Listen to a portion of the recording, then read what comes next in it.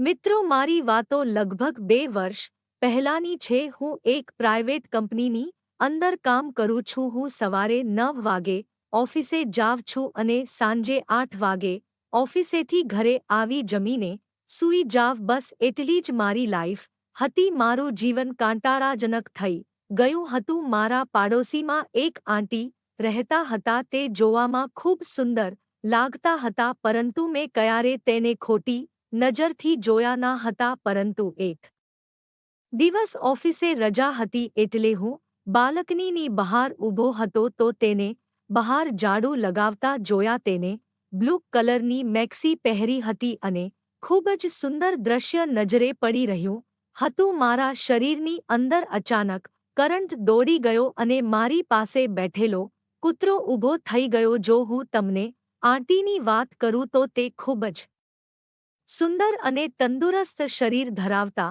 હતા અને તેનું નામ ધરતી હતું. હવે તેને જોવાનો મારી રોજનો નિયમ થઈ ગયો. હું એક વખત બાલ્કની માં ઊભો રહી જતો હતો જ્યારે તે ઝાડુ કે પોતું લગાવતા હોય અને હું એની વિચારોની અંદર ખોવાયેલો રહેવા લાગ્યો. પરંતુ એક દિવસે અચાનક તેણે મને પોતાના ઘરે બોલાવ્યો, કારણ કે તેણે તેના ઘરમાં શેતીને એક બાજુ ખસેડવી હતી અને તેનો પતિ ઘરે ન હતો. હું ગયો અને તેની શેટી ખેંચવા માટે પ્રયત્ન કરવા લાગ્યો, પણ મારા એકલાથી તાકાતથી થયું નહીં. તો તે પણ મને નીચે નમીને મદદ કરવા લાગ્યો. તેની અચાનક નજર મારા કૂતરા ઉપર પડી. હું કૂતરાને ઘરેથી જમાડી જ ને લાવ્યો હતો તો પણ તે જમવા માટે રાહ જોઈ રહ્યો હતો, પણ આંટીએ તેણે જમવાની ઓફર આપી નહીં. થોડા દિવસો આમ જ વીતી ગયા. તે કોઈના કોઈ કામ માટે મને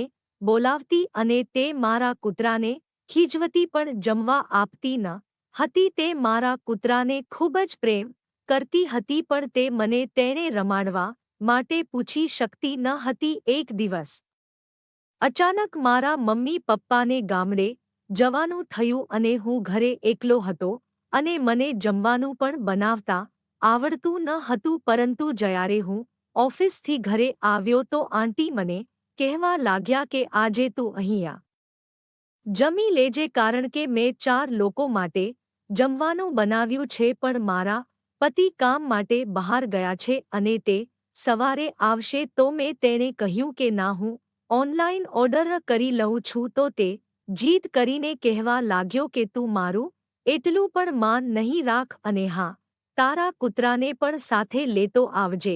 પછી મેં તેમના ઘરે ગયો અને અમે જમવાનું જમ્યા. પછી આંટી સાફ સફાઈ કરવા લાગી. મારો કૂતરો પણ જમવાની રાહ જોઈ રહ્યો હતો. તે મોટા મોટા લાડવા જોઈને ક્યારનો આમ તેમ નજર ફેરવી રહ્યો હતો. તેની સફાઈનું કામ પૂરું થયું એટલે મેં તેમને કહ્યું હવે તે મને ખુલ્લું આમંત્રણ આપી રહ્યા હતા. મેં તેણે કહ્યું, અરે કાકી, તમે ખૂબ જ સુંદર છો, તો પણ તમારા પતિ કેમ તમારી સામે ધ્યાન નથી આપી રહ્યા? તે થોડા ઉદાસ થઈને બોલ્યા, હું શું કરું?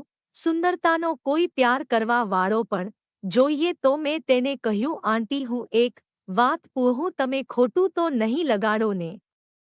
તો તેણે કહ્યું, બિલકુલ નહીં, જે મારા મનમાં હોય તે પૂછી લે. તો મેં તેણે કહ્યું, શું તમારો પતિ તમને આનંદ નથી આપતો? તો તે કહેવા લાગ્યા, તે મને 100%માંથી ફક્ત 10% આનંદ આપે છે. હું તેની વાતોને સમજી રહ્યો હતો કે તેણે જમ્યા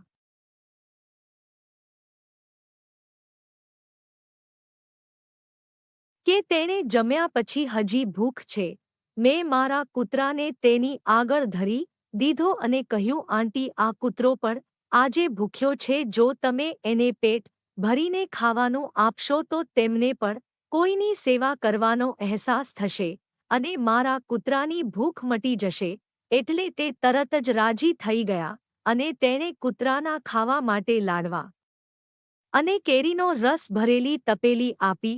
એટલે કૂતરો ઝડપથી તે ખાવા લાગ્યા અને મિત્રો, આંટીને પણ કૂતરાની સેવા કરવાનો મોકો મળ્યો અને તે મનની અંદર આનંદિત થવા લાગ્યા. તેણે હવે કોઈ પણ પ્રકારની ફરિયાદ રહી ન હતી. હવે જ્યારે પણ તેણે સેવા કરવાનો સમય મળતો તો તે મને મારા કૂતરા સાથે તેમના ઘરે બોલાવી લેતા. મિત્રો, વાતો પસંદ આવી હોય તો વાતો ન લાઇક અને ચેનલને સબસ્ક્રાઇબ જરૂર કરજો.